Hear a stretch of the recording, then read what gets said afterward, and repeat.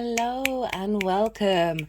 This is the collective reading for the Libra solar eclipse. This is going to be a new moon in Libra on the 14th of October 2023. My name's Chloe. I work with card divination, astrology, and I channel energies through my body. As you can see, my hands are moving around right now. This is independent of my conscious thought, drawing in energies from different dimensions to help us heal, help us clear stuck energy, and open up portals to source, to get us in alignment with our soul's journey, our frequency, that of love, curiosity, and imagination. Right, okay, eclipse season, everybody. This is, we're feeling this right now. I'm recording this on Monday. This is the moon's day. This is after quite an intense weekend, the weekend before this eclipse. You might want to look back to what was going on then. We had the moon in Cancer opposite Pluto, and they were both squaring the nodes. Venus also on the 7th had moved out of her shadow phase of the retrograde. So there's some very, very powerful, explosive energy. And this is all leading up to this eclipse that we're having in Libra. So all of that energy was in cardinal signs. Okay, so Libra is a cardinal energy. It is the social air sign. It is yang day in nature, right? Cardinal instigates new cycles. These happen at the beginning of the solstices and the equinoxes. They mark the new beginning of a cycle of time that we're all connected to. So cardinal is very leadership energy. It likes to instigate, it likes to activate. And Libra is a yang energy. This is a masculine day sign. So it's more extroverted. Air isn't bound by gravity. It likes to move fast. It likes to stimulate very go, go, go, go, go. We're instigating something new at this new moon. That would be a general thing, but this is an eclipse. Whew. Right, before I get going, I want to say a couple of things about eclipses. So it is recommended that you don't do any kind of manifestation work around eclipse energy unless you know that you've worked with eclipse energy before and that's part of your soul's journey. That's what you do. But just in general, it is recommended that you just relax, just chill, just see what comes up. If you feel like, trust your intuition about whether you want to pull cards or do anything, a little ritual. But it really is recommended because eclipses are these big significators, these big turning points that are pulling in energy, like a bigger energy than that is to do with you. So it's kind of like the way that I try and manifest is like, focus on the energy, the emotion that I feel of the thing that I want, but not limit yourself by restrictions and limitations or certain expectations around the end result. Okay, so eclipse energy is kind of saying you're working with bigger energy than yourself. So if you start getting involved in it, there's a chance of something coming in that isn't actually the right idea, right?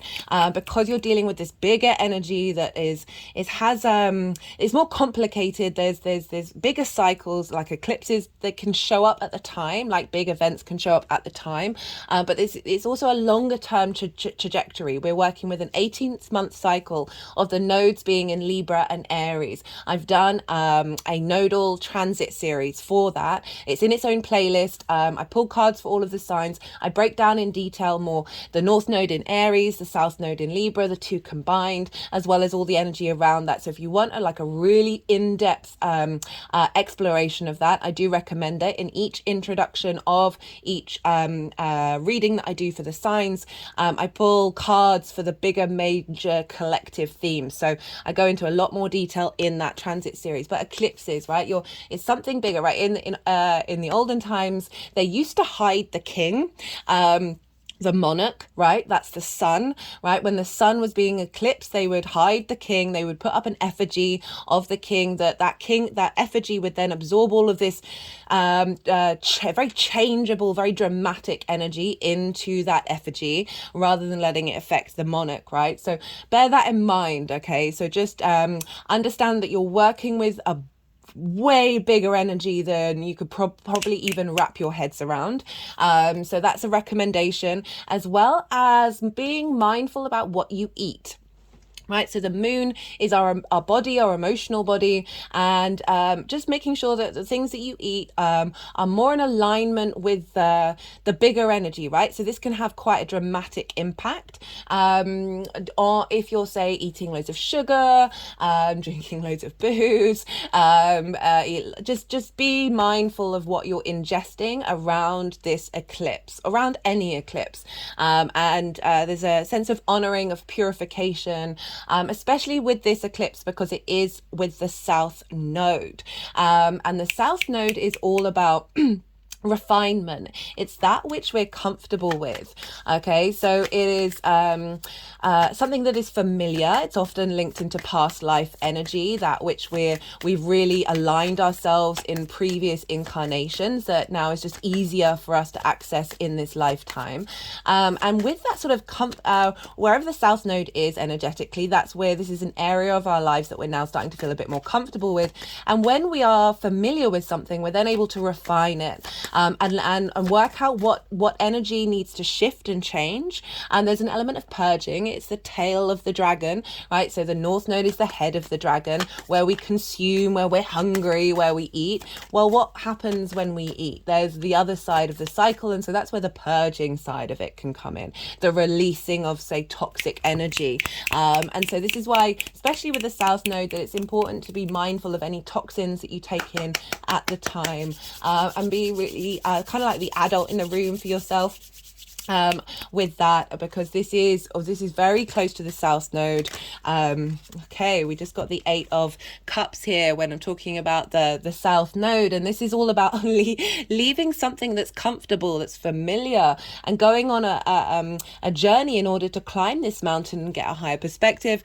And very funny, this is an eclipse itself. And so whenever this card comes up, I've talked about this a lot, that these can be our habits, our trauma responses that we are ingrained in us from our natal chart and then recreated by the things that happen in our early years, that these things feel energetically very comfortable to us, even if they are disruptive, right? And sometimes it takes a while for us to go, oh, that's not actually to do with me, that's to do with something else. And it can be difficult to extract yourself from those habits, right? And this is an acknowledgement that that's what we're doing. This eclipse is allowing us to bring that in and be able to find that higher perspective. This figure is wearing red, that's the only color it's wearing, and that represents courage, that represents bravery, passion, and the desire to move forward to a higher perspective. It's very interesting, right? It's gone over. So I always pull some oracle cards beforehand.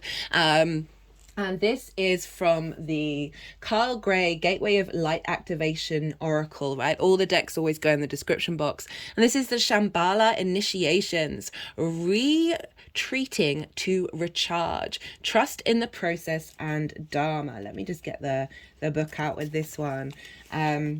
Okay, so what were the things that I wanted to read from this? According to teachings, this ethereal retreat is where we can come into contact with some of the greatest spiritual adepts, enlightened teachers, and divine masters to ever walk the earth. So again, it's that refinement of the South Node, right? Having gone down that loop so many times that reincarnations can come up where they're able to, in this lifetime, become masters of something, right? The South Node is a very easily accessible space of mastery. Okay. Sorry, I'm not going to read all of it. There were just some bits. I've pre-read this and there were some bits that really jumped out to me. The Golden Temple of Shambhala sits at the heart of the Himalayas, between the physical and the non-physical, and is said to appear to seekers who are ready to expand their awareness. It is a sacred energetic temple of all enlightened masters, particularly those who are connected to Eastern traditions. They form the great galactic and universal council of elders who support the turning of the wheel of Dharma.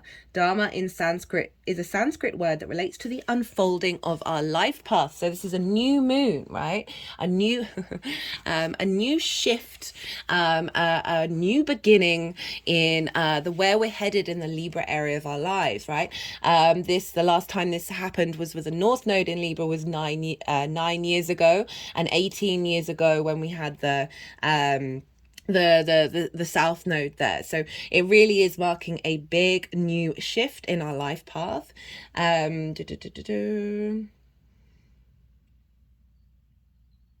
When the great masters of Shambhala come to you, they are encouraging you to take time to be away from the outer world, right? This comfortable space, and dive into the inner world, right? Going on your own journey to get your own perspective that is moving away from any social conditioning that you may have had, right? Libra is a social air sign. Is how we share our information with others. How do we interact in the social dynamic?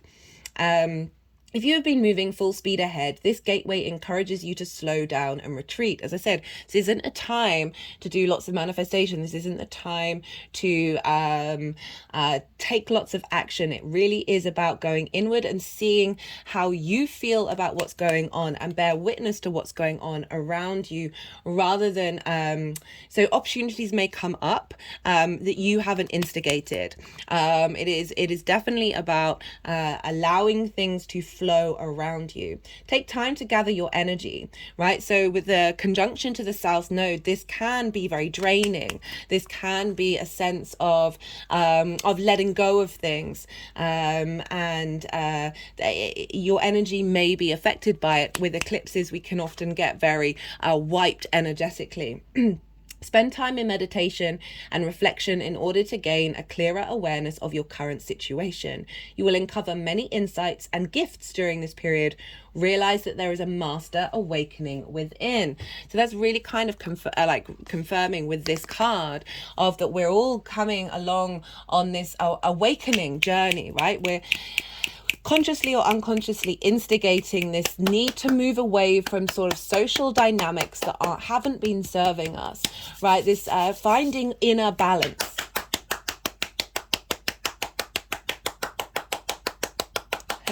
Sorry, I always try and go quiet when the heavy clapping happens, right? There's a lot of chakras on the hands, lots of energetic points on the hands. So whenever there's clapping, there really is a sort of a realignment of energy.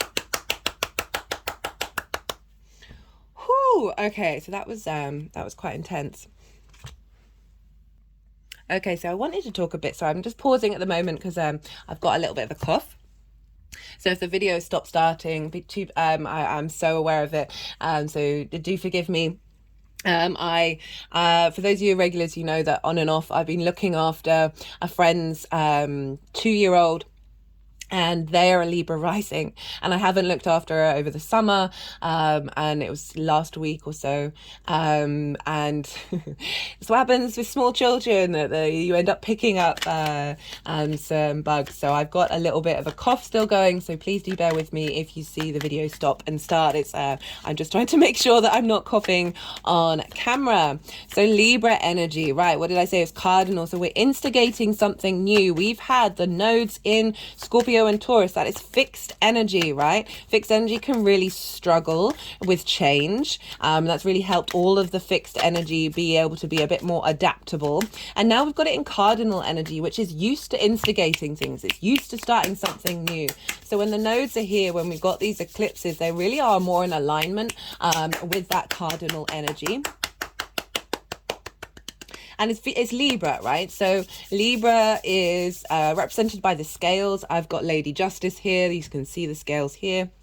Let me just move it up so you can see. So that's what she looks like.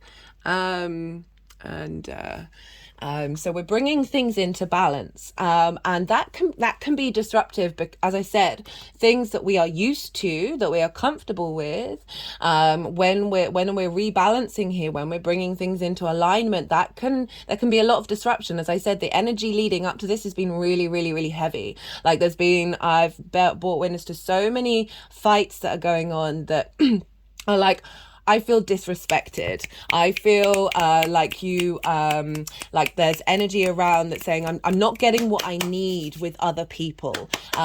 We've also seen it on the main stage. If you're following the news, I dip in and out of following the news, but something really big has happened in the Middle East. I'm not going to talk too much about it, but the moon in Cancer very often represents the people. We had opposite Pluto. Pluto is going to be stationing direct on the 10th. So before before this eclipse, Pluto's stationing and now going to be moving forwards. This is the last time in our lifetime Pluto's going to be this far into Capricorn. So, and Capricorn can represent power and authority and holding on to something. It also represents lots of other things, but so we had this real acknowledgement of what can show up, of like things being, there can be an element of control that is highlighting the imbalance between the people and power, right? And so now we're having this eclipse cycle where Libra is often linked into diplomacy, right? Like there's some really big politicians. One of them is Bill Clinton. I think Boris Johnson is Libra as well. Winston Churchill as well. They've got heavy Libra from what I remember. That is the diplomat, right? Is the one who wants everybody to be heard at the table. Libra energy. The way that I see the highest vibration of this is Libra is the social warrior, because Libra wants everyone to have a voice at the table, right? Libra can be very good at when seeing a distorted idea run in society, bringing that distortion to light, but by doing so bringing in a new narrative.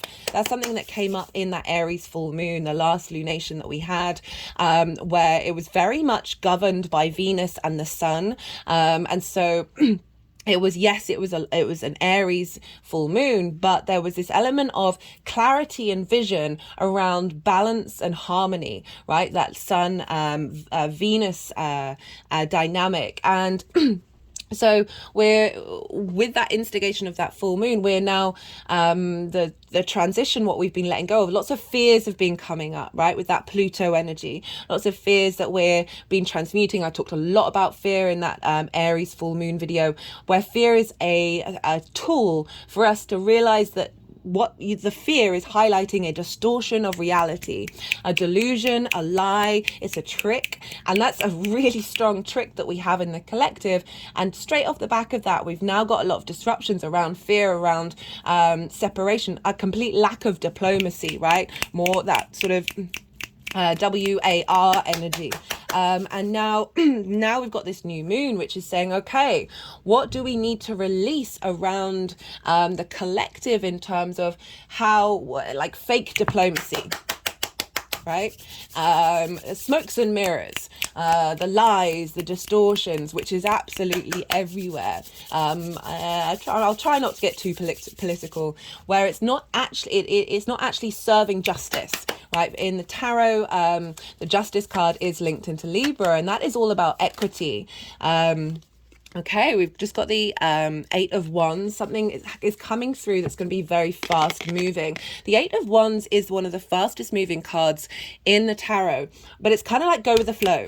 Right? Don't try and force things. Things are happening. They are all in alignment with one another, right? There's a bigger alignment happening. 2 8s, 2 8s that are coming into balance, right? The infinity symbol. There's a sense of acknowledging that. So I always use this ring when we're talking about oppositions, which is the infinity symbol. So there's a point either side, and this acknowledges that they are both connected, right? So that balancing, you can't balance with just one thing. Well, you can, really, actually, it's just in union that but there's this sense of needing to bring things into balance and realizing that there is a flow and that there is a cycle of things.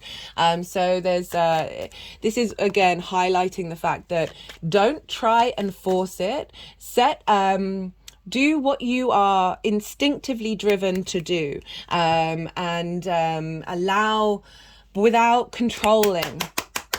Right, that new moon in Virgo that we had, and I'm trying to link in all the moons together, was don't micromanage the universe. And that is so appropriate for an eclipse, for eclipse energy, because there's bigger things that are happening behind the scenes that you might not be aware of, that if you try and force things, that could potentially derail what is meant to come through. Eclipses are big parts of our soul's journey that are often redirect us and realign us onto our path.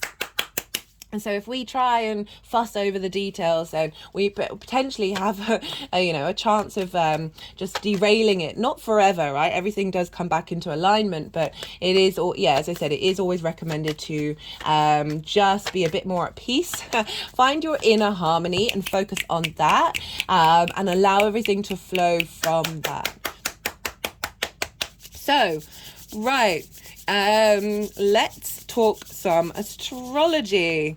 Okay, so the sun and the moon are at 21 degrees of Libra in 7 minutes. So they're conjunct one another. This isn't a total eclipse. This is an annular eclipse. And this is where we're going to see a ring. Well, depends where you live, but the eclipse itself, it will be a ring of fire. And so there's like a halo coming in. And very interestingly, one of the cards that came up for the Aries full moon came up again for us, and it's sort of highlighting that ring of fire, that flame within us all, of tending to that flame rather than seeking social validation for who you are and how you behave, right? As one of the big things about the South Node being in Libra that I felt very strongly is moving away from cancel culture. Moving away from people pleasing. I was talking about how Libra is very good at bringing out distortions and highlighting more truth, right? Justice, finding the truth of something. The other side of that is through the energy of making sure that everyone has a place at the table, is you forget your own place. And that brings things out of balance, right? That's the South Node in Libra is helping wherever Libra falls in your chart to refine that social dynamic, right? We're tribal. We can tend to prioritize the need to fit in order to not get kicked out of the tribe. And I love the fact that the flame is coming up, because that's acknowledging your individual part in the spark of the individual in society, right? And I feel like this South Node, North Node axis in these signs is helping us get into realignment with that. Okay, let me see if there's anything that I wanted to read about that. It is said that those who cannot see the sacred around them have let their inner flame go out. Think of this card as a call to reignite that fire, to cup your hands gently around the things you've forgotten and protect the flame, no matter how harshly the winds around you blow. It could be an inner archetype that begs you to light its wick. It's like, what else did I want to say?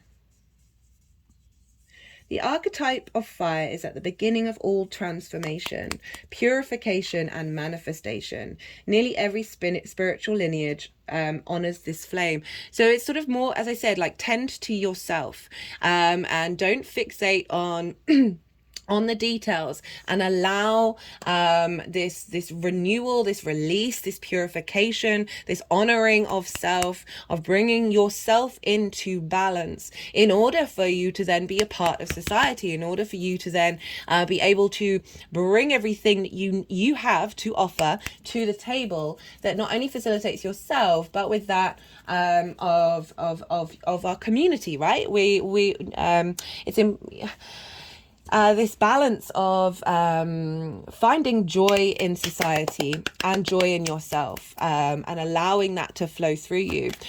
So what's going on with the sun and the moon? Well, they are there's quite a lot going on with Libra. They are conjunct the South Node, so I've kind of talked about this. This can be, for some of you, very energetically draining, but it is a time of getting into the depths of something, getting into a refinement, a mastery of self in the social group. As I said, finding inner peace, finding inner balance, with this cardinal energy instigating a new dynamic, evolving of the tribal dynamic dynamics that we have been in, and finding a way that is beyond that, as well as honoring that journey. And they are opposite the North Node. So there's this sense of acknowledge, right? So a lot that came up with the nodal transit series that I did was the fact that the flow of energy between the north and the south node are in constant engagement with one another. So because they're always opposite, and with oppositions, it is about acknowledging that the energy flows between the two, rather than prioritizing one side over the other. So what we're letting go in the Libra area of our lives, what's being released of old social dynamics and social injustices, is that energy then goes straight into the north node and feeds this direction that we're heading in, of the spark of spirit, of the I am, right? And that very embodiment of existence that Aries has, of like wanting to experience life in its own way, rather than conforming to those around it when you don't need to, when it's not actually part of your journey. And like we're very prone to doing that as a species. So the sun and the moon are not only conjunct the south node, but also Mars. Mars is at 1 degree of Scorpio, so it's out of sign, but it's still involved here, and Mars is in its own sign. So Mars isn't being governed by anyone. There's an intensity. This is the yin fixed water energy of Scorpio. There's the ability to go to the depths. It's also a sense of defending, right? So it's a yin energy. So it's more like protecting and nourishing and cultivating the inner depths of your fixed deep emotions, and having that ability to transform, right? The death card is linked into Scorpio, that cycle of life, death and rebirth. And Mars, our motivation, our drive, our action is in defense mode, is in protector mode, like making sure that you're safe, but also acknowledging that this is a transformational process. This is something that is activating a new journey. Got the 8 of Pentacles. It's just wanting to go over, and the 8 of Pentacles is kind of like whistle while you work. It's a refinement. Okay, so again, highlighting the sort of south node, but it's actions that we're taking. So Mars is getting downloads in its own sign from this new moon of how do we transform the social dynamics. How do we transform peace? How do we transform diplomacy that is more in alignment with, Scorpio always wants to get to the bottom of things, wants to get to the root of something in order for then that to be brought into the light with Sagittarius, right? Of these secrets, these possessions, these obsessions that, and these power dynamics, this sense of, I just feel like Mars is really helping protect that which is worth taking forward, and releasing that intensity, that paranoia, right? Okay, so we've all probably got quite a lot of paranoia due to the social structures that are around us, the sense of not feeling supported, the sense of there's other agendas going on right now. And this Mars with the South Node is saying, okay, right, you can appreciate that, but you don't have to lose yourself in that space. This is about taking action in order to transform that paranoia into an intensity where you're going to keep going, you're going to keep doing what you need to do for you, without getting blocked by the outside world. Right?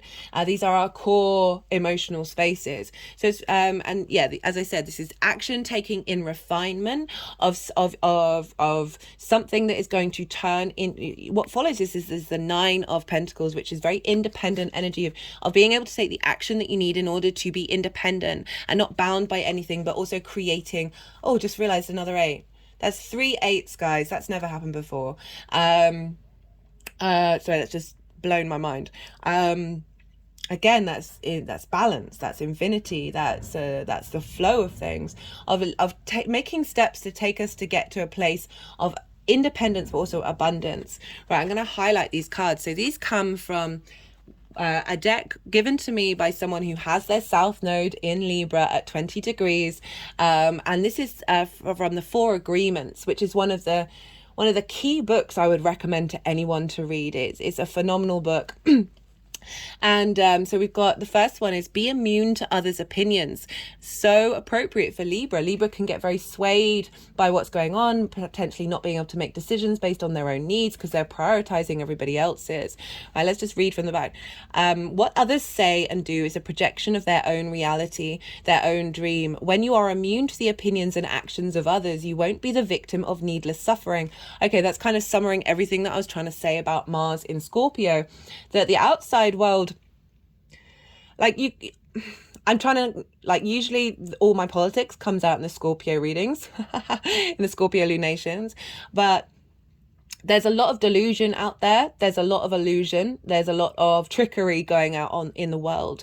And we can get really sucked into that. That's the paranoia coming through. But this is about flipping the switch on that paranoia and realizing that is a distortion of reality. That fear base is a distortion of reality that brings in suffering that we then recreate in our own lives, right? I always talk about how everything in the world is so overwhelming that we can get quite stagnant and we can go into that fear space.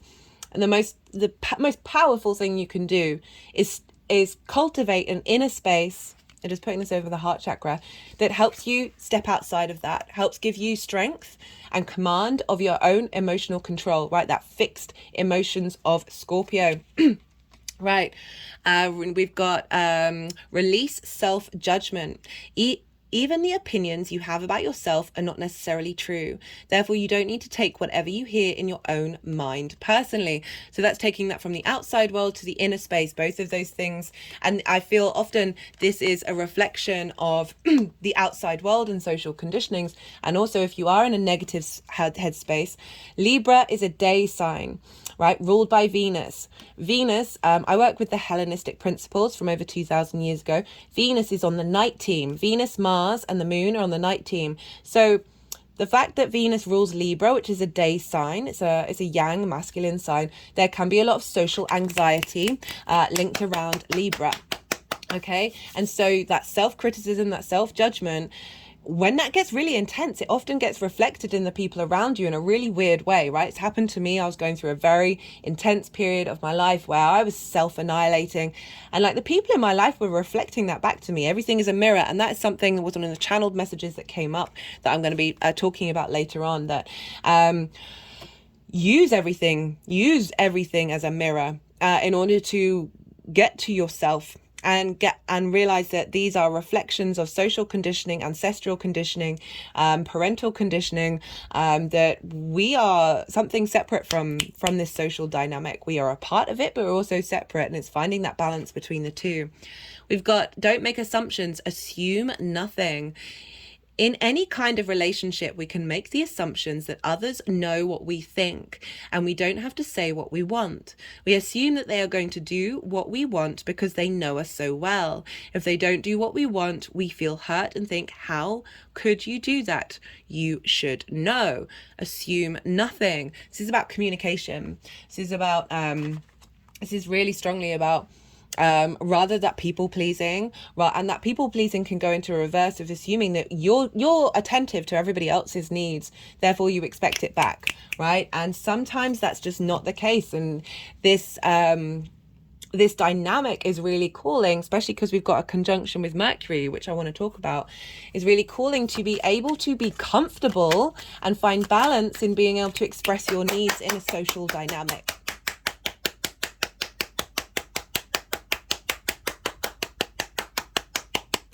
Right, so that takes me to so we talk about Mars, which is it's 10 degrees away from the sun and the moon. Well, and that's quite a wide orb, but I still felt that was a very powerful energy that wanted to come through, specifically because, you know, this is linked into the nodal axis and Mars rules Aries. But we've got Mercury conjunct the sun and the moon at 17 degrees, so it's about 4 degrees away. And then we've got Pallas Athena, which is an asteroid conjunct Mercury at 14 degrees. Now, Pallas Athena is about strategy, is about wisdom, embodied wisdom, planning. There's a sense of very intellectual energy, Athena, if you want to look up the goddess, see what connotations come around her. And the fact that she's conjunct Mercury, which is also conjunct the sun and the moon, is saying that we're going to be we're going to have a higher perspective in what's going on, in understanding and picking up the energy of the information that's around us socially. So that's going to take me to what the sort of the channeled messages that came through while I was meditating on this eclipse energy. That this energy really does feel like we're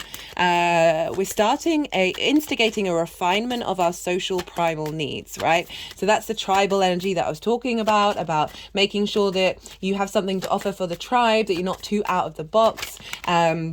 Where you're not too out of the box, that you then get kicked out of the tribe, right? Those are very instinctive within us, and that means that we can sacrifice our own needs because we're that very primal, deep need, that deep programming that we have within us. So just clicking around the throat chakra right now can often invalidate our soul's journey, right? Our soul's frequency, and that is that we are the universe manifest in individual form, here to experience life within a social dynamic, but sometimes we can prioritize that social side of things too much.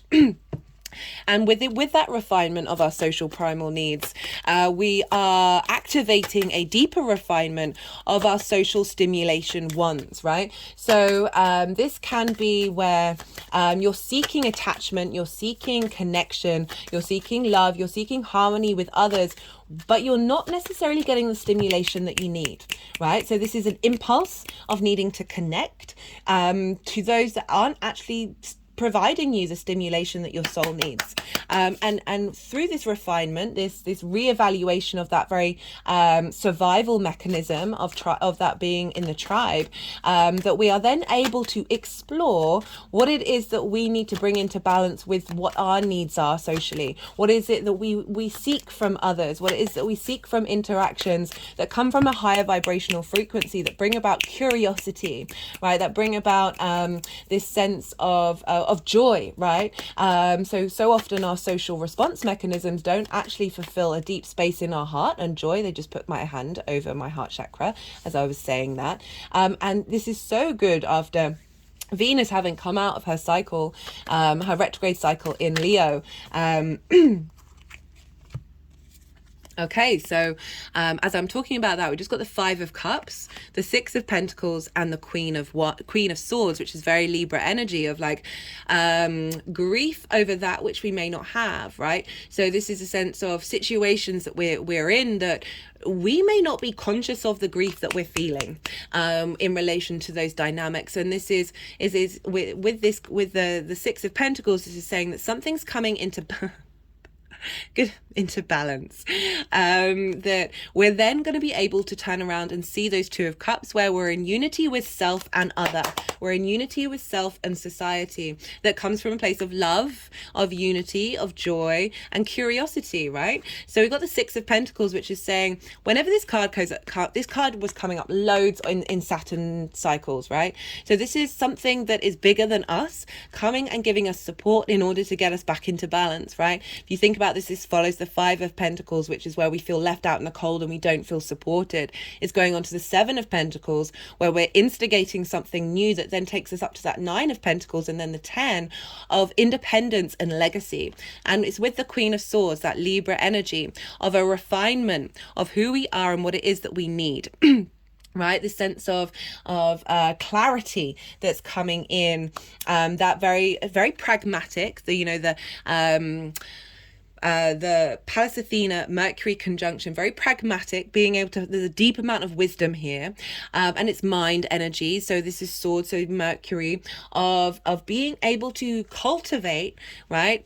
Queen energy is about cultivation, about nourishment, of strengthening, of being in a state of observation about what's going on around us before we make decisions, right? And so that Mercury Pallas Athena conjunction is bringing in our ability to enhance our social intuition, right? So let me carry on with the channeled reading. So do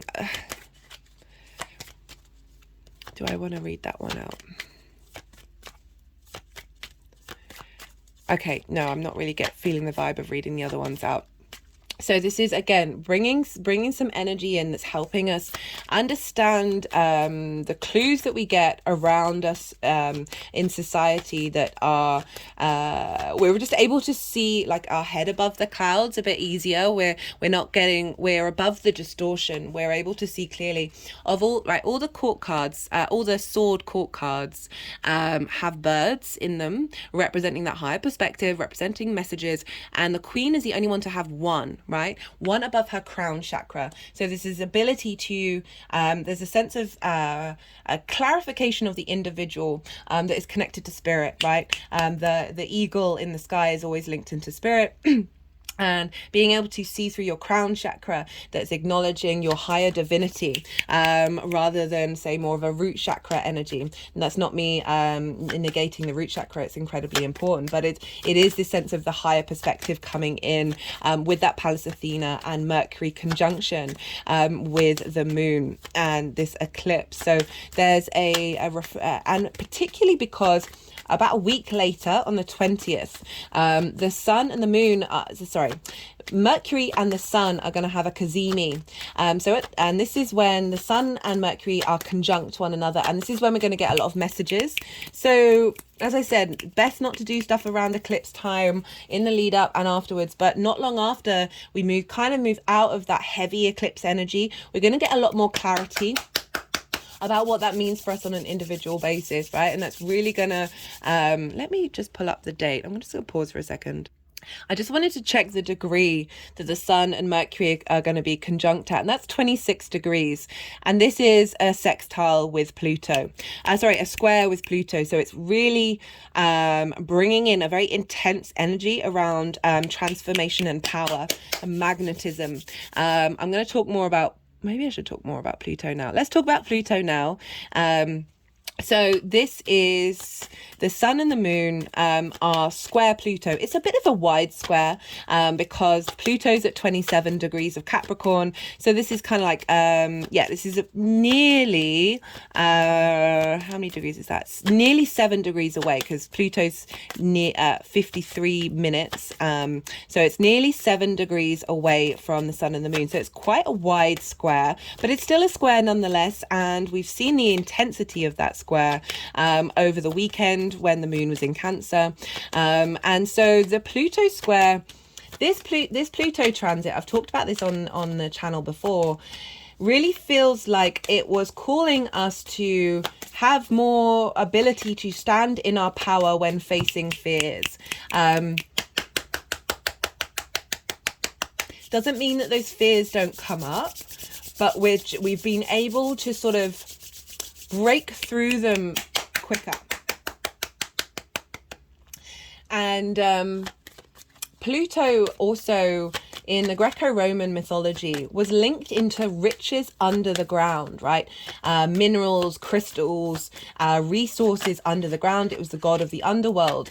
And it was linked into a more positive connotation that we perhaps give Pluto credit for. Not only is it the cycle of life, death, and rebirth and the acknowledgement of transition, but that there are things that are hidden from us, that are deep within us, that are being revealed at this time. And so this square, even though it's wide, we're going to be working with this energy for a little while, is instigating a new cycle of resources that are coming from the collective earth energy, right? You know, I talked about power and authority with what's going on in the Middle East right now. It's often linked into hierarchical structures, sort of those in charge. But I always like to link it into, before we had civilization, the human being was around for quite a while, and you've seen a rise of yoga,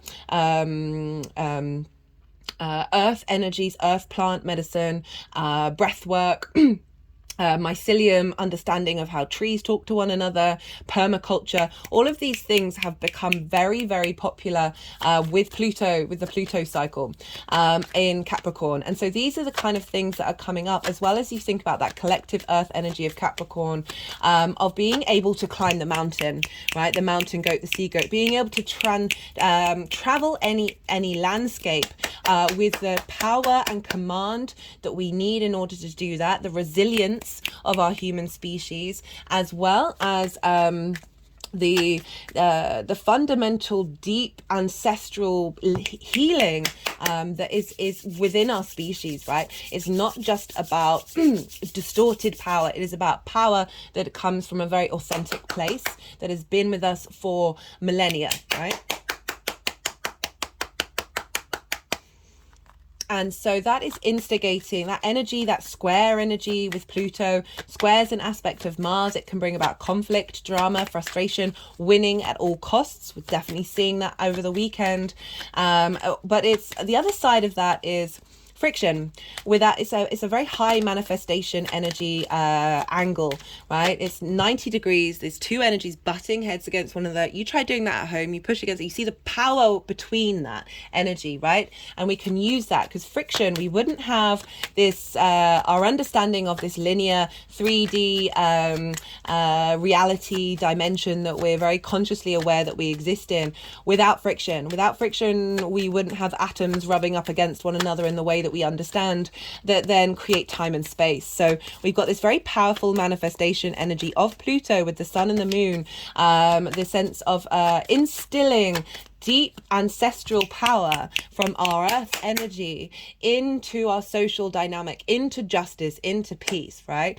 Certainly here in the UK, we've had a lot of the government pushing laws that are just crap, basically, and it's our judicial system, like the higher courts, that are kind of turning around, and they're using more common law equity, right? So the sort of the base law, rather as saying, no, this actually is against justice, right? This isn't okay, and that sets a precedent in order for people to come to the justice system and be able to do something about it. Unfortunately, there's lots of barriers of entry these days with the justice system. It breaks my heart. And there's so many, anyway, I won't go too much into that, but there is this element of unearthing integrity. Saturn rules Capricorn. Saturn for me is integrity through and through and through. That, okay, I've not mentioned this before, but I used to work in the law. Okay, and it kind of broke my soul because it just felt like I was putting a plaster on things. And I genuinely feel like I've helped more people doing this than I ever did in my whole profession. That the more that we step in alignment with our own internal integrity, the more we treat people with that level of integrity, the less laws that we need, because the less we treat people in a better way, right? And that there are so many laws that it's so convoluted. It's just pure money. Like, I was speaking to someone who I used to who I studied with, and they were saying it's now all billable hours. Right now, the focus is on the billable time. Like, that's the priority. Yes, that's always been an element of it, but that's now becoming more of the priority. And just seeing the amount of money that goes into it, it just broke my heart. That this really feels like it's transforming what that is, even if we don't necessarily see that in society immediately. Obviously, these are part of a longer cycle. It is about harnessing your own inner integrity, where you are bringing equity into your own life and the way that you treat other people and treat yourself. And the more that we do that as individuals, the more we affect the collective consciousness.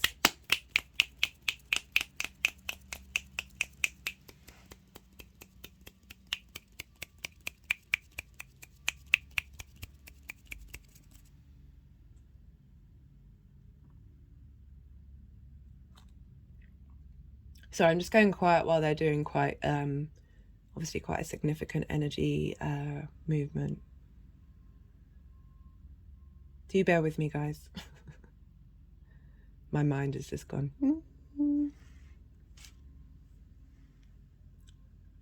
Okay, so we got the Maiden card. This is what another one of the cards. Oh, I forgot to mention, this is the Kim Krans, the Wild Unknown Archetypes deck. I love her decks. I think her artistry is beautiful. So the Maiden, Venus rules Libra. Venus has just come out of her own cycle, retrograde cycle. She is reborn. And the sense of Maiden is a renewal. right? It's tapping into, we all have the feminine, masculine, and spirit energies within us. It's tapping into this sort of there's an innocence here, there's a joy, there's a refreshment in the way that we understand ourselves and we understand others. There's, you know, sometimes when you get a bit more older, you probably get a bit more jaded, and you know, okay, I'm just something's just come to mind. I've bared witness to a relationship dynamic that of people that I know, that I've known for a while, and I see it in a lot of relationships. I'm just going to pause for a second and have a cough. I was about to talk about communication, so very interestingly that I needed to clear my throat chakra. So where was that? There was this other card. Oh yeah, here you go. That you notice when people have been together a long time, depends on their relationship dynamic, that you can, from the outside, you can see how communication is broken down, where little things that haven't been working build and build and build and build and build, and then it's kind of like the straw that breaks the camel's back, and there's this innate resentment of all those little wounds that then block further communication, because there's kind of an expectation of, what is it that say, you can't make the assumption that others know what we think, and we don't have to say what we want, and that they supposed to know you so well, right? So if you're a long-term committed relationship, you're supposed to understand somebody and they should know what you want, but and that creates a lot of hurt and a lot of pain, and that builds up and that builds up, and it's just the energy of that is so heavy and so distorted, is so uncomfortable, that after a while you just gotta leave. You just gotta, and I say me, like not in the relationship, it's just like it is genuinely I've always suffered from this, of being able to hear the trauma in what people are saying, and hear the distortions and hear the layers of it and hear the miscommunications on so many levels.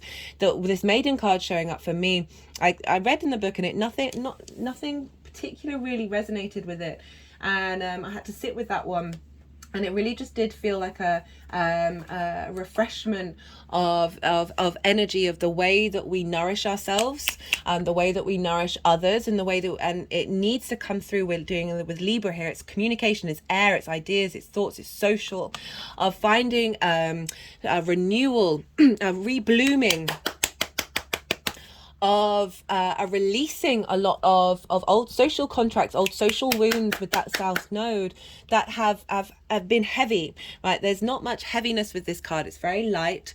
There's a lot of colors linked in around joy. And it's one of the things that it does say in the book is saying, are you expecting to be rescued? Right, that energy isn't facilitating you, it isn't facilitating anybody else. This is really being called in to bring in agency of yourself, and moving from a place of love, right? There's no denying that. And sometimes we sacrifice the love of ourselves and our integrity, our boundaries, our needs, our wants for the love of something else. And this is really calling to move into a space of communication without worrying you're gonna get kicked out of the tribe.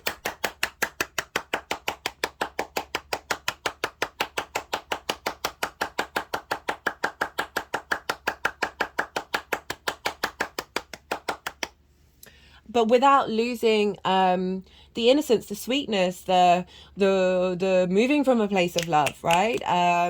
But when we make assumptions without communicating clearly, we build and build and build and build distorted energy, right? And we all do it, we all suffer from it. I've certainly overheard it in some of the fights that have been going on around me, and things people have told me, as well as I've had my own experience of that, of certainly noticing, all my dreams have been about social dynamics, but I haven't been attaching and things that have previously in the past would have hurt me, but in my dreams I'm not bothered by them.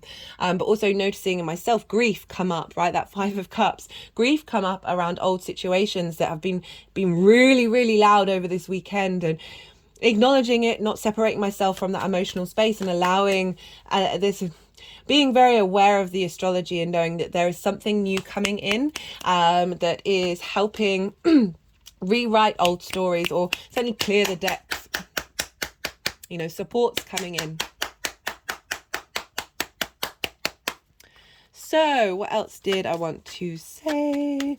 Well, let's, oh, I forgot to mention Mercury in Libra at 17 degrees is opposite Chiron in Aries at 17 degrees and 31 minutes. So they are by degree exactly opposite one another. Chiron played a big part in the full moon in, okay. Oh, we've got quite a few cards. Which ones? I was talking about Chiron. And Mercury playing a big part in the full moon of Libra that we had in Aries season. And Chiron can often be linked into wounds that we have faced in many lifetimes. And this is where the master healer vibe of Chiron comes in, because of those many lifetimes, we are able to master them in this lifetime. And I love the Six of Cups showing up, is saying, we're finding peace with the past, right? So this is often linked into something from the past coming and providing you a sense of peace and love and abundance. This is the biggest house in the tarot. So there's a sense of safety, of feeling secure, and being able to look at the past with ease. It can also be linked in sort of soul tribe, soulmate energy coming in. But I'm not, it's come up with this Mercury Chiron opposition of any wounds around your individual self feeding into Mercury, feeding into Mercury to help us have a clearer understanding and a balance of those relationship dynamics that we've had in the past, in this life in this life and the other lives, that we are able to transmute and turn into medicine. We've got the Wheel of Fortune. This is the Jupiter card of saying fate is changing, fate is shifting. We are moving into a new dynamic. Eclipses mark big beginnings and endings, right? This is a new moon, so this represents a new beginning of fate moving upwards. We've got the Knight of Swords and hello, Lady Justice, okay? So the Knight of Swords very much feels like that there's an energy of we are being protected. My hand has gone over my heart chakra.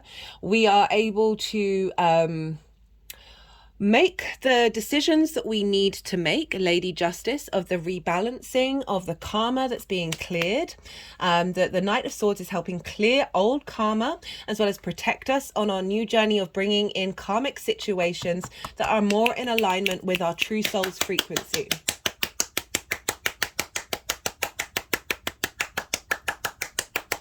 And also with that Knight of Swords is like you being able to stand up for your needs, you being able to say your piece.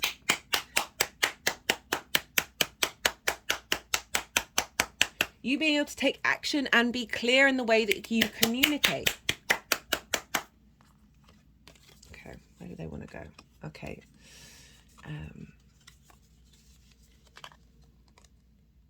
Okay. So Justice wanted to go over the Fool card, which I love. So this is from Rumi's Gift Oracle deck by Honarvar. I love using this deck. I try and do it with every lunation. It's Rumi was a Sufi mystic, and the Sufi mystics often interpreted God as the beloved, right? As love, right? Love was really at the fundamental of their way of connection with source energy, and often would write poetry. So I'm just going to read out the poetry linked into this card. I am not of the earth. I am not of the wind. I am not of the water. I am not of the fire. In this ocean of existence, I dance and twirl, as I am all, as I am nothing. So for me, when I read that, that was like, oh, that's big eclipse energy. You're opening yourself up to the vast possibilities, the vast expansion that you are everything and you are nothing. And when we do that, we draw in what is in alignment with this avatar that we're currently in. Okay. And look how there's sort of such movement in this, of freedom, of as I said, tapping into your inner self, that inner balance that you have within you. And that balance is acknowledging that you are everything. Without balance, a balancing of all the elements, that you are both all of that and nothing at the same time. I know there's quite a few paradoxes there. Our perspective can be filled with fear, or it can be brimming with gratitude that we are alive, dancing and twirling in the ocean of existence. And I really like the Justice card coming up, because it's highlighting what I was kind of saying about the the build up of frustrations of those social norms, those social contracts that we have that don't feel like they're getting fulfilled, and then we get resented because we're expecting everyone to understand and know what we're thinking and what we want, and all of that energy can get built up, and also the collective energy that can bring in a sort of feeling that you are hard done by. I really like justice coming in over that energy of you are all and you are everything, of acknowledging that you can surrender, you can release those things. There's this karmic contracts that are coming up and closing out, that you can create your own reality. Again, we've got the only 2 cards in the tarot that have scales, very, very appropriate for Libra. That this is help, like saying that the justice card is bringing in a dynamic where we can enter into this space and not be so held by social constructs.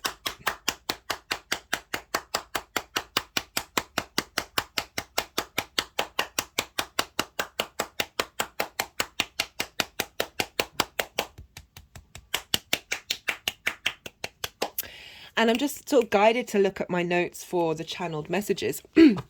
And one of them was this is helping us unlocking, what have I written? God, sometimes I can't read my own handwriting.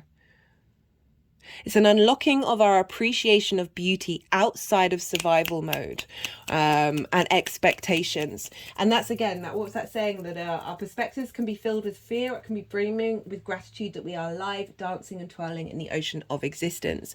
So it's that kind of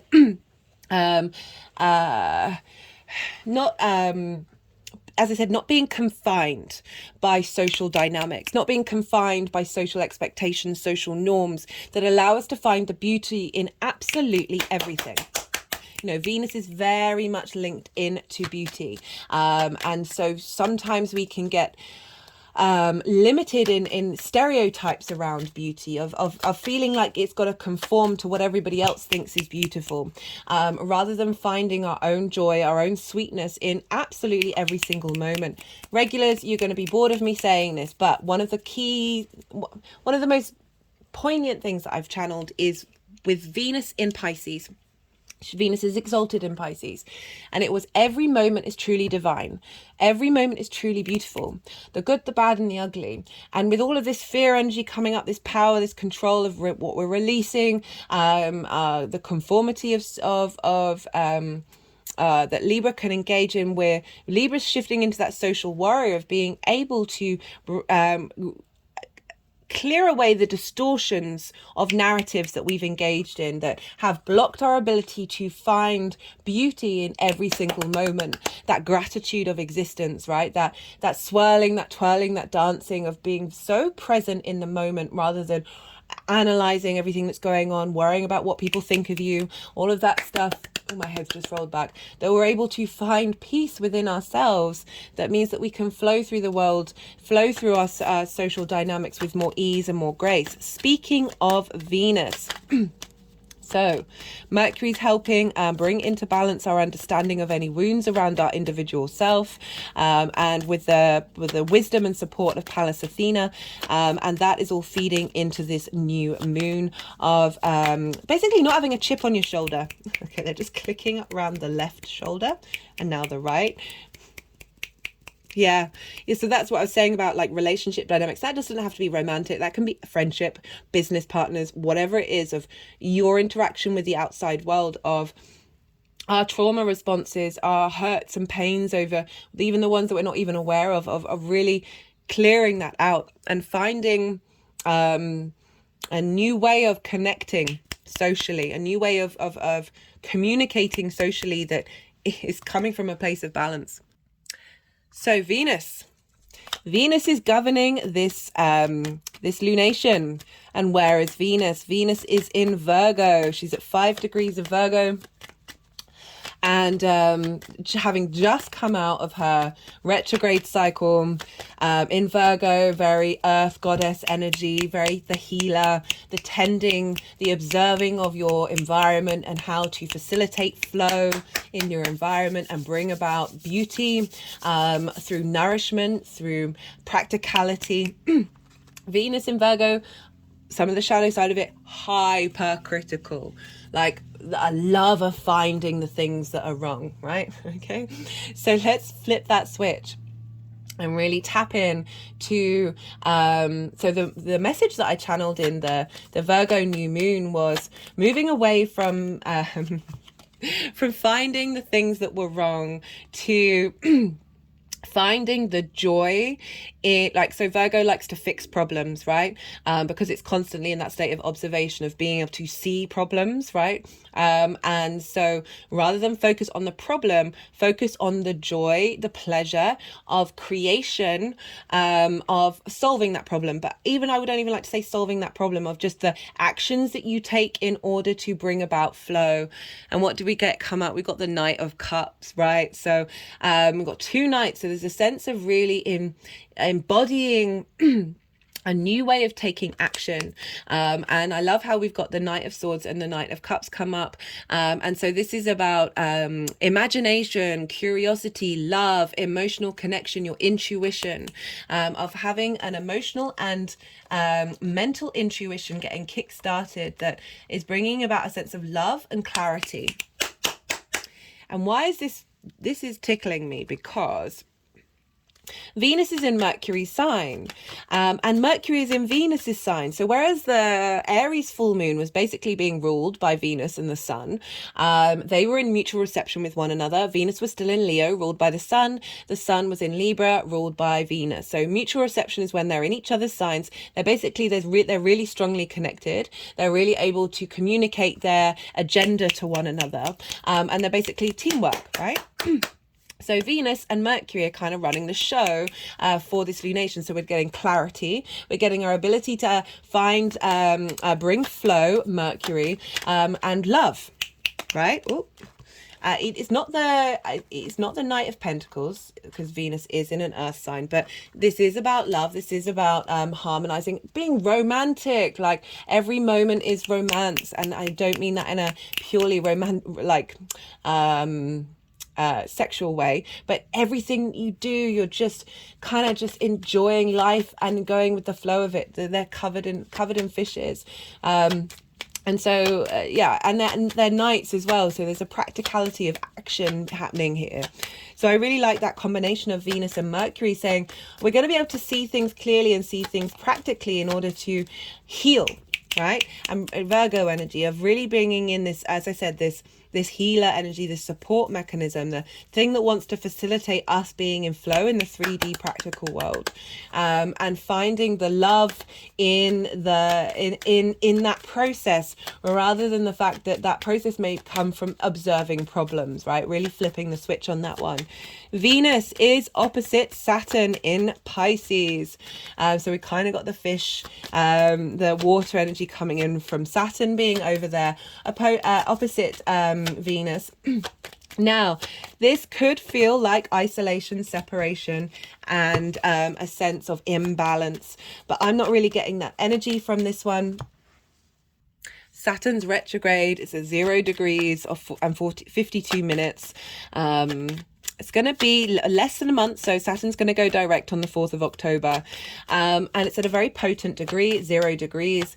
Saturn is about integrity, responsibility, cause and effect. In Pisces, it's the final sign of the zodiac, very karmic clearing coming out with that in terms of our relationship with the collective, right? Relationship with our with the magic that we have in this world, right? It's and I said it's the last sign of the zodiac, so it is clearing out a sort of a longer term cycle of karma. And opposite Venus, so this is harmonizing our knowing, our intuition, our our ability to find practical magic. Okay, find okay, the energy is being a bit funny, so Okay, they're just going over the release self-judgment. As I said, Virgo, Venus in Virgo can be very critical, not only of others, but also of themselves. With the opposition to Saturn, I do feel there is a clearing out of that dynamic, because it isn't, I think we're becoming aware of the cause and effect of that. Our understanding of the power of the mind and how that creates our reality. And how emotions that are often clouded by the collective. You know, I was talking about fear at the beginning, our social conditioning, linking into Libra. This Saturn retrograde is coming to the end of its retrograde. Well, it's a couple of weeks. Well, 2 weeks. It will still be retrograde. So we've got this energy of Venus of wanting to harmonize the journey Saturn's been on, which is testing our foundational space, of strengthening our foundational space, for us to be able to create from a place of wonder, from a place of magic, that isn't limited by linear restrictions. Okay, my head just rolled back at that one. And Venus is saying, okay, well then I'm going to figure out a way of loving that and bringing that love of that into my practical reality.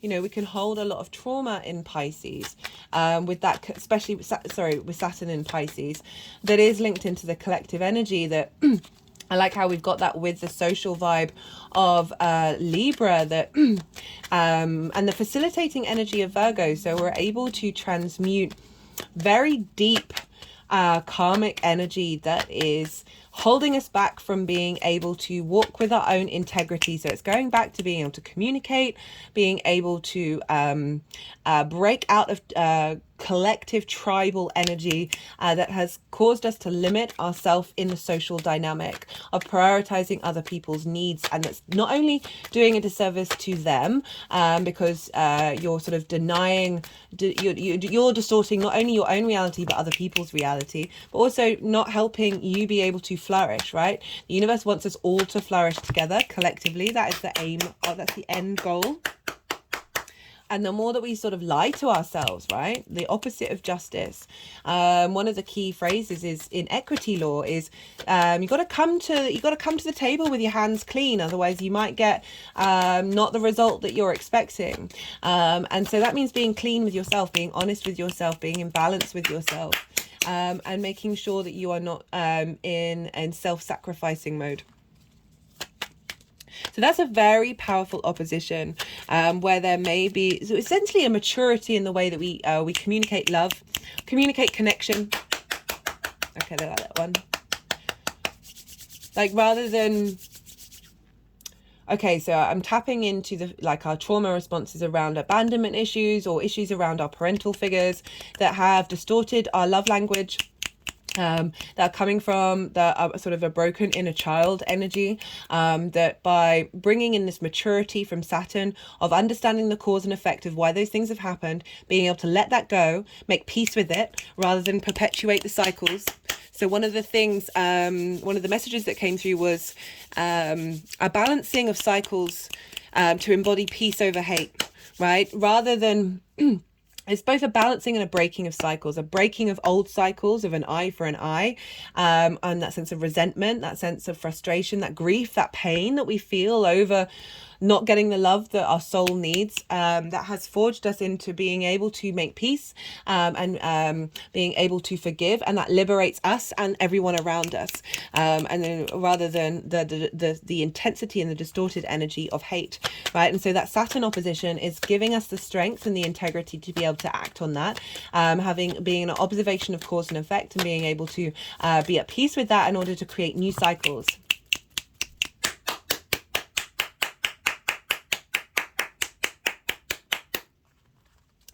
And not only is Venus making an opposition with Saturn, okay, I just want to highlight, as I said, this card comes out a lot with Saturn, so there's an engagement of this, the energy that around is really supportive, even if it might feel a bit disruptive at the time, but it is an eclipse.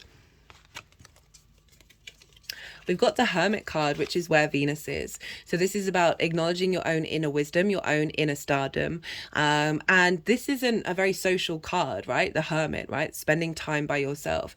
That is saying that it's important that you need to make these steps. Venus moving through Virgo is going to help with that, of being able to liberate yourself from social binds, from social ties that you have that are blocking your ability to see your inner wisdom, see your own inner divinity, that spark of the flame, and bring about distortion energy. That this is really bringing about a deep space of inner wisdom that are helping you navigate and then be able to move out in the world and share yourself, share what it is that you have to offer, without needing validation, without needing to be rescued, without needing that acknowledgement. Yes, it's a wonderful thing, and it's a beautiful thing to be seen and to be heard, but it's about acknowledging, seeing and hearing yourself first and foremost.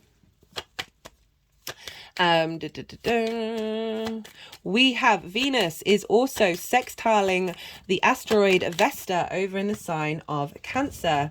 Page of Ace of Pentacles.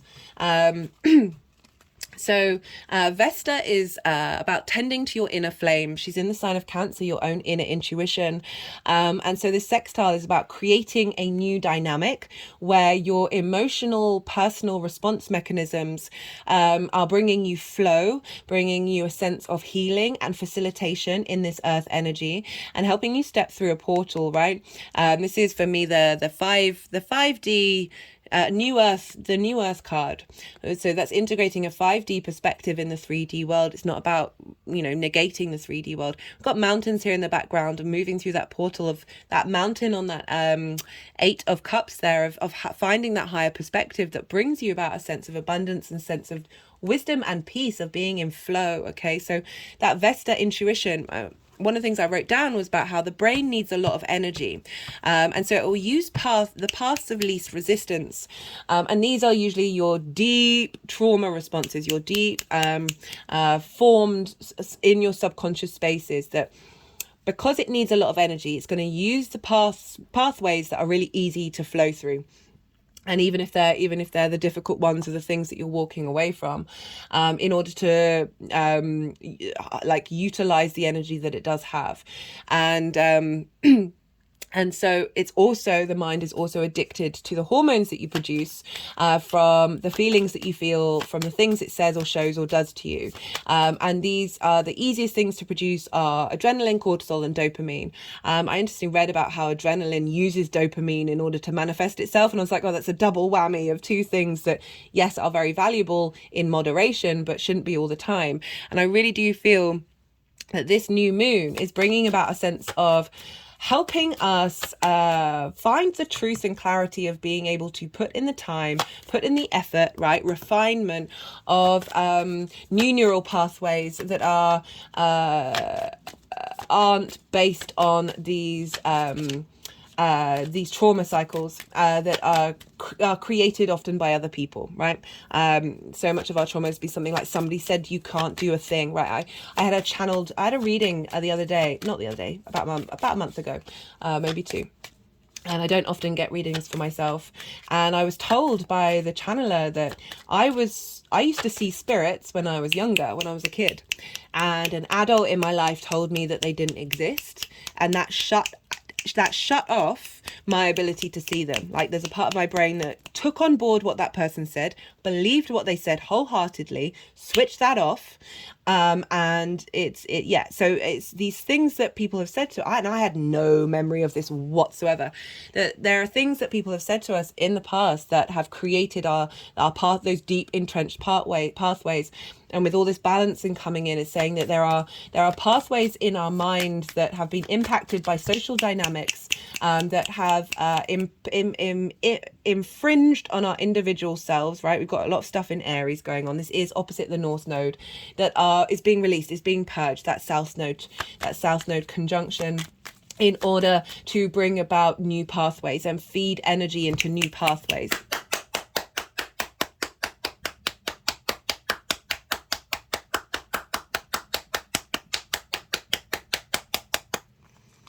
Okay. So Vesta, yes, tending to your inner flame of your intuition. You know, it's going back to what I was saying about Mercury being conjunct the sun and the moon, of releasing old patterns of distortions of the way that we interact with people socially, and assuming what other people think, when that may be a distortion based on our trauma responses, abandonment issues, any kind of other stuff that may have happened in your childhood. That these are being shifted, and Vesta wants to tend to your flame, wants to tend to your inner space and your inner intuition, your inner emotional body, and that's feeding a creative way with Venus of supporting that, as well as a trine with Saturn of clearing away long-term karma. Collective karma, past soul karma, that has impacted the way that your intuition has responded to social dynamics, and all of that energy is feeding into the sun and the moon. Venus is also making a trine with the asteroid Cupido. And Cupido is about bringing two things together. It's in Capricorn, so it's bringing together our commitment to the long-term legacy. With Virgo, a trine is an aspect of Jupiter wanting to bring in inspiration, elevation, and deep wisdom. So we're bringing together that which has been hidden, right? So we're bringing in that Pluto energy as well, riches and tools and support and resources that we have within us. Is bringing Cupido and Venus are bringing that together to find some love, find some balance in this 3D experience that is bringing about deep healing and facilitation in this 3D world. And all of that energy is feeding into this release that's happening with this South Node, this new beginning of inner balance. With this eclipse that is facilitating just inner peace, really. My hand's just gone over my heart chakra. Venus is also in conjunction with Juno and Lilith. Juno and Lilith are both at 28 degrees. They are nearly exactly conjunct one another by 4 minutes. They're 4 minutes out of exactly conjunct one another. Venus and Juno have been walking hand in hand with each other since Venus went direct in Leo. So that was a real commitment to this new cycle. And that's why I noticed a lot of fights going on of like, I'm not getting what I need. I'm not getting what I want, based on this journey that we've all gone on with Venus and Leo of making sure our hearts are heard. Venus with this conjunction with Juno and Lilith, right? Lilith is very independent energy. She doesn't want to be around hypocrisy or distorted hierarchies. She wants to be able to have a respectful, honoring relationship dynamics with the people around her. Juno is all about commitment, your ride or die, and they're conjunct Venus at this time, so it's making this very powerful solar energy of Leo, right? The heart space, this sense of there's courage here in the vulnerability that we show to each other, that is giving strength to our own personal independence. And bringing about a strong energy of the self in the social group, right? And committing to your heart, basically, and being able to bring that balance. I'm just thinking now of the Egyptian mythology around when you move on, when you pass on, that it's about weighing up your heart with a feather, and it's when they're in balance that you then able to go into the afterlife, right? So there's a real calling to you being real and honest, vulnerable, courageous, and full of love for yourself in the most authentic way, right? So really being mindful of your social dynamics and old ways. I've just noticed collectively, and people around me, people I've talked to, of old patterns rearing their head, but you're like, no, I'm not having this. And you don't have to express it in a combative way, right? You don't have to fighting gets you so far, right? But there's an acknowledgement of, rather than responding on old social cues, old social traumas, of being like, oh no, there's a line in the sand here, and it can feel uncomfortable to instigate this new cycle. We've got the World card. This is Saturn's card, but I love this card. So this used to be a hermaphrodite, right? Acknowledging that we have the feminine and masculine within us. And you notice they've got two of the magician's wands, so there's a sense of an inner wreath of victory, and it's also a 0, so it represents endless possibilities. This is the card of know thyself. When you know that yourself, the world opens up to you. So there's a sense of completion of old dynamics, and that's bringing in a new dynamic of you being able to be you in the world, in the social dynamic. When you are authentic with yourself, this isn't about being rude. This isn't about shaking off social norms, right? But it's you acknowledging your true needs, not superfluous needs, but your true needs, your core foundational space of what it is that how you want to show up in the social dynamic, and bringing in a real strength of character. Right, so the South Node, we are comfortable in this space. This is a sense of confidence that comes in with that. You know, the World card is about the more you know yourself, the more wisdom, the Hermit, that you bring in, the more that you know that you are everything and nothing at the same time, and how that brings flow, right? The more the universe responds to that, rather than from a space of fear, from a space of lack mentality. So often with social dynamics, we are in a lack mentality if we are worried about our behavior, social anxiety of what we've done for no good reason. That's a space of lack. That's thinking, well, if this person doesn't talk to me anymore, then what am I going to do? When there are that's operating from a space of lack, that there's a finite amount of people in your life that are going to respond to you and they're going to be drawn towards you, right? Often when people level up, it can mean that people in your life fade away. It can mean that then there's more people of we tend to interact with both our trauma wounds and our highest vibration, right? So these are always helpful mirrors of where we're at, right? One of the other channeled readings was acknowledgement that you are socially supported, and that means that everything's a mirror. That's one of the things, is everything is a mirror. So we can observe our social environment as an understanding of our own internal self-growth and what we need to work on and what we need to reflect on. I always try, whenever I get frustrated with somebody or something, or somebody's done, I always try and find something within myself that mirrors that energy, because then that brings about empathy and compassion, and we are everything, right? Everything is a mirror to yourself.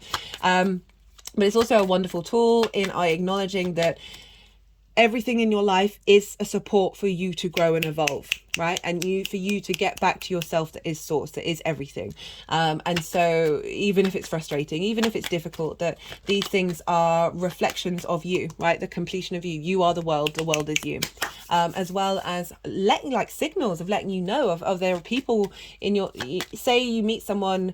I've recently met someone, this happens to me quite a lot, especially because I know that I'll immediately want to get someone's birth details and get the astrology, and you just notice that you're drawn to people with similar resonance. And this is the same not just with astrology. So I met someone who's got the same, like a degree away from my moon, and we just clicked instantly. That it's not just about the astrology, but just in general, when you start to work on yourself and find balance and bring inner peace, this can mean that social dynamics may blow up in your face. Be mindful of this, be aware of this, be at peace with this. This is just a catalytic response to your shift of your frequency. And this often means that then situations, environments, people may fade away from you for a period of time, maybe forever. It all depends on the depth of the relationship. And be mindful of, like, everyone's on their soul journey. Everyone's got soul contracts. They've probably got a contract to show up in that way in order to help you see your journey that you're on. Always send people love no matter what's going on, but it doesn't mean you have to hold space for it, right? And so this is acknowledgement of a shift of dynamic of our social frequencies. And not only that, but also I was getting very strongly that not only are we socially supported in the 3D world, but we're socially supported in the 5D, that there are so many guides, there are so many support mechanisms, even if we don't necessarily feel like it, that they are here to help, right? They are here to help us bring balance, even if some of the tools may seem a little heavy-handed.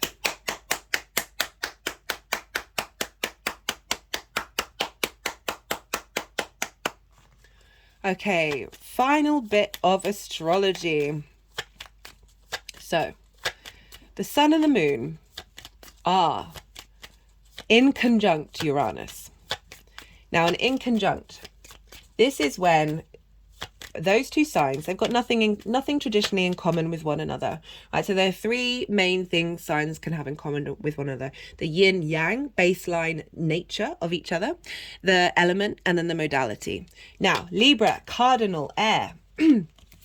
Okay, got the 6 of Wands that wanted to show up, the victory, right? But this is kind of like social recognition as well. But again, we've got the wreath, we've got double wreaths, double scales, we've got 3 8s. There's lots of 2 knights. There's reflections here. There's doubles. And I just noticed we got the 5 and then the 6 of Cups. I really like that. So it shows transition of moving from grief to being at peace. But the 6 of Wands is sort of like, it's acknowledging the individual in the social dynamic, and there's a sense of communion and celebration. So that feels like that's sort of mimicking what I was saying about how being at peace with yourself and the people around you means that you're going to be bringing in different social dynamics that are in alignment with where you're at. As I said, we can bring in people that are linked into our trauma dynamics as well as our higher vibrations, and both of these can happen at once. It's making me think about my last long-term romantic relationship was a trauma bond, fully. We had very similar upbringings in the relationships with our mother and father. And that was a very karmic relationship that I needed to work through. I needed to heal. They provided a catalyst in order to do that. I provided a catalyst for them. We're not together. We're at peace with one another. But it was a really messed up relationship. But it was mimicking that which I needed to look at, that I hadn't been independently addressing myself. So the more that you're in observation of your own trauma wounds, and you sit with them and you be at peace with them, the less likely that's going to show up in relationship dynamics, friendship, romantic, business. Okay, so it is calling you to be the right. So the judge will sit and listen to all sides. Okay, so this is saying, don't just listen to your interpretation of a situation. Try as much as you can to sit in other people's and find peace with it. And that's what empathy is. It's about being able to understand somebody else's point of view. It's not about agreeing with it. It's not about feeling pity for anything or compassion. It is about genuinely being able to do the best that you can to embody that experience from that person's perspective. And the more that we do that, the more we're able to find balance and peace, and not necessarily recreate that in our relationship dynamics.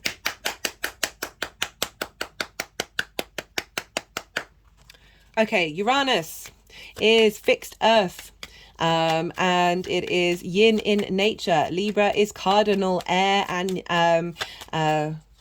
yang in nature. So the 3 main things not in common. So in conjunct can feel a bit frustrating, a bit frustrating. We just got the Ace of Swords, which was about what I was about to go and talk about. Can be a bit frustrating, a bit grinding your gears, because it's like trying to get 6 different energies to work together. Once you realize that that's what's going on, you're then able to utilize all these different energies in order to create something unique and novel and new, particularly with Uranus, which wants to shake things up. Taurus is also ruled by Venus, so they do have something in common. So what Venus is impacting what's going on with Taurus, with Uranus. And so Uranus is the path breaker, the clearer of chains. Uranus can come along and shake up your life and completely dismantle it if you're not uniquely yourself, if you are not confident and comfortable doing what your soul needs to do. And so I love this combination with the South Node that is breaking chains that you may not have, that are coming from a very different space, that are coming from all those different energies, getting realigned, releasing that which hasn't worked, that Taurus energy of how do you physically feel in your body, like your physical senses, how they're responding to your environment, your social environment, that may be based on old traumas and old triggers. The Ace of Swords is coming through, clarity. We've got mountains again, so we've got 3 sets of mountains of a higher perspective, right? You know, mountain's very big energy. Eclipse is very big energy. So this is clarity. This is inspiration. This is a new way of thinking. It's wanting to go over the one card. So let's see what the one, what the one is all about.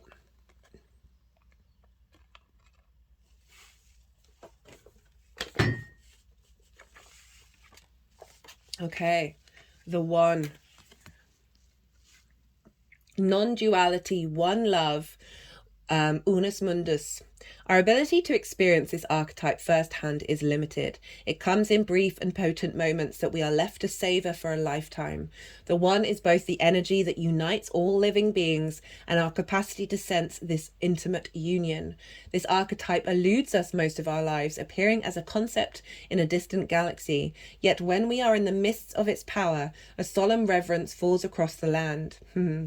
Very, very eclipse, solemn reverence of the eclipse energy. Like, people back in the day used to be quite intimidated by it.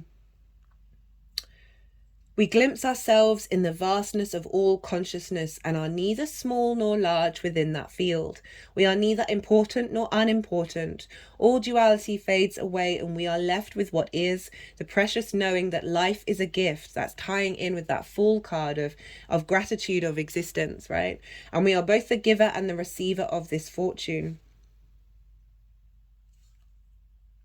The unus mundus is a circle representing the unity of existence. It is possible that the beginning and end of all things is love. We've got the Ace of Swords coming up with that, as I said, getting clarity over any distortions that we may have had, you know, making peace with what's happened in the past, right? In order to liberate ourselves and bring in new contracts, bring in new recognition, new celebration of who you are and what you are, and acknowledging that within yourself and the world around you. Okay, so as I said, Uranus helps liberate, helps break. Just cut the deck and got the King of Pentacles. Helps get us into alignment with ourselves, right? And so, and I love how we've got that in Taurus, which is an individual sign, with the social sign of Libra, of acknowledging that we can lose ourselves in social dynamics, and this is not what's coming through. We've got the King of Pentacles, which is the confidence in being able to act in the 3D world, of bringing about that state of abundance. That's kind of what I said earlier, of like that independence that then comes out and brings abundance, of really being able to create in this world from a space of abundance rather than from a space of lack, of resentment, of fear, of resentment. I've said that already. Okay. Let's just see. Okay, no, I wanted to. The final card, the final oracle card we have is the Akashic Stargate. Aligned with purpose, crossroads, no wrong path. So I like that we've got a Stargate here when the sun is being, you know, you see here we've got the ring of light around, sort of that's what's happening with this eclipse that we're going to have. A Stargate is a portal that can take us through space and time to a whole other universe. It is based on the concept of the Einstein Rosen bridge, or what is known as a wormhole. Very eclipse energy. Where that realignment, right? Where a speculative structure linking different points of space and time is created. In spirituality, a Stargate is less about traveling on the physical, three-dimensional level and more about making progress on the spiritual. A feature of many spiritual traditions is the idea that all of us have a Stargate in our heart. Very Venus energy. It's just gone over my heart. Actually, it's not on my heart chakra, it's over my heart. And now over the heart chakra. That connects us with the central lattice of consciousness, the divine matrix. The Buddha acknowledges we were the universe, while Jesus said the kingdom of heaven is within you. The Akashic Stargate transports us to a space where we are given the opportunity to make a decision to accelerate the realization of our life purpose. See, a lot of this is talking about making a decision. As I said, eclipse energy is often best just to do what you're instinctively called to do rather than try and create in the world. So I feel like this is getting more in alignment with the decision our soul has made. Okay, they're just tapping on the heart chakra. And acknowledging that you've already made the decision that you have needed to make in your soul. And and allowing the chatter to quiet, and just with that acknowledgement of you're able to move through this space into this new dimension.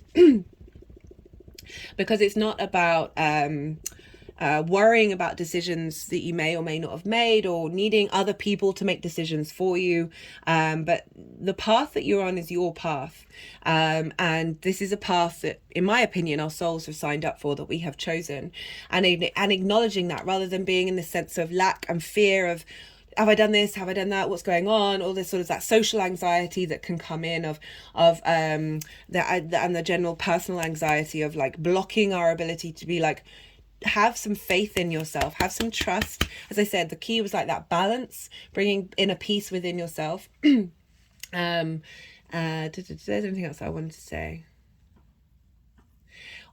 Also know that the purpose isn't about doing your duty. It's about living life and experiencing joy. I kind of feel that is our duty.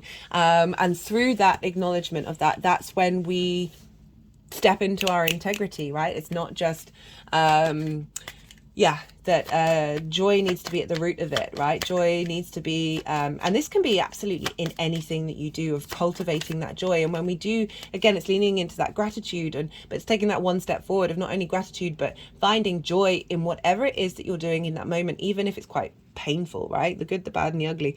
And then that changes our frequency, changes our social frequency, and then draws in opportunities from the outside world, right? Draws in opportunities with relationship dynamics that are in alignment with inner peace. Right, let's get some final tarot card for this Libra eclipse.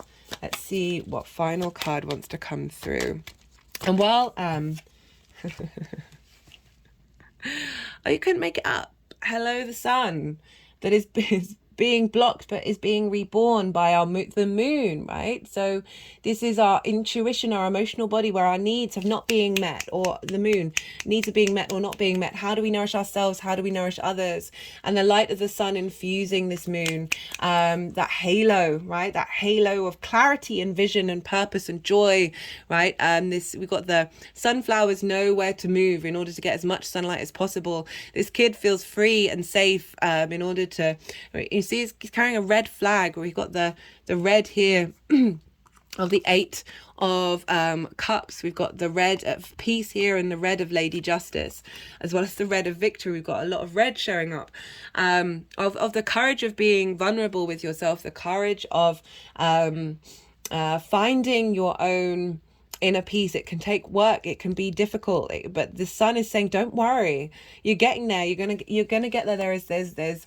There's joy to be had in the process. There's joy to be had in the experience that we move through this world. Libra rules the hips, and the way our intuition comes about is like, it starts off with the outer cortex of an experience, it goes into our limbic system of our emotional body, and then goes into the brain stem where it really confirms itself, and then goes along the spinal cord into our gut neurons. And that's where our intuition comes up, that we're like, why am I even feeling like this? You don't quite know, but it's coming from lots of different experiences that you don't consciously remember in this lifetime and in past lifetimes. And the gut is linked into Virgo, and the next is Libra, and that's the hips. This is where we get our balance. This is where we're able to move through the world to instigate this new balance, this new momentum of creating action. Cardinal energy likes to instigate. Yang likes to take action, to do what you do during the day. We're moving about, we're taking action. So even though I'm suggesting don't necessarily take action around the Libra moon, unless something happens that's kind of like not to do with, you're not creating it, it's happening, like the universe is going to be doing things around this time to facilitate your journey. So just trust that intuition and see where you're moved to go.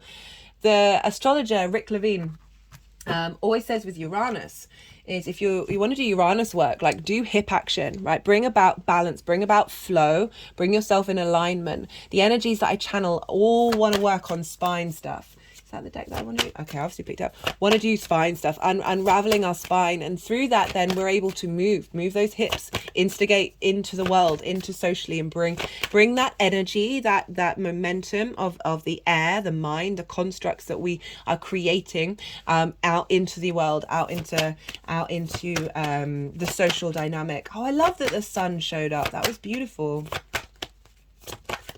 But yeah, the moon hiding the sun, but also being empowered by the sun at this time, right? Of making sure that we're instigating where our needs are not being met and how to nourish ourselves in a social dynamic. Right, let's see. This is the First Light Tarot.